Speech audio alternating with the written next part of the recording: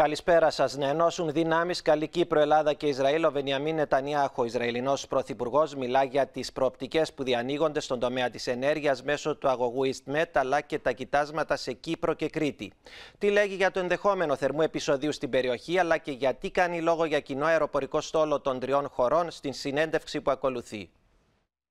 Give us a sense of the energy potential the area has, because there's a lot of talk about this all over the world. And why are Cyprus, Greece, and Israel linked in that way? We have gas reserves, substantial gas reserves in Israel that are already proven. Proven gas reserves, smaller but still substantial in Cyprus. Possible gas reserves off the shore of Crete. So we're talking about big reserves that can go naturally to a European market. If we pool our resources together, it'll cost a lot less to build a pipeline for potential companies than for either one of us alone. So this obviously makes sense. And the EastMed, when do you think it's going to be a final decision whether it's feasible or not? And is that mutually exclusive with the pipeline going through Turkey? No. We have enough gas to support multiple pipelines. The East Mediterranean pipeline was considered a fantasy a year and a half ago. And since then, we've begun to explore it more systematically and scientifically. There was an initial survey done by a Greek company, actually a Greek-Italian company, and they came back and they said, no, it's feasible, and it's doable, and it's profitable. So now we're going to the next phase, and we're going to check it even more carefully, but if it's a go, we'll go. As you know, there's a looming crisis in the horizon because Cyprus has announced there will be some drilling. Turkey has made some statements about that. Are you concerned about tension in the area? Well, we always hope that things will be resolved peacefully. And you think the Cyprus issue is going to be resolved, should be resolved? Well, it's been 44 years, I think, something like that.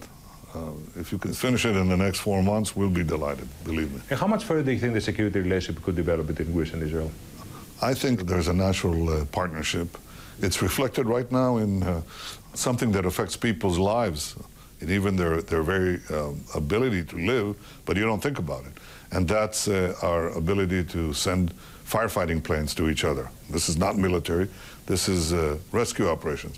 So we've had some fires in Israel, and Greek pilots came recently and actually saved a piece of Haifa, our Saloniki, by the sea, you know.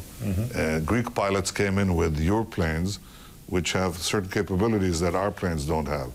In a future crisis, you might need our planes that don't have the capabilities your plane have. Instead of each of us buying these fleets of variegated capabilities, we have one fleet. It's a joint fleet, yours, ours, and Cyprus is included, Croatia too. Recently, our pilots flew to Cyprus and put out significant forest fires there. So this is an illustration of the fact that we have common interests that affect the well-being of our people.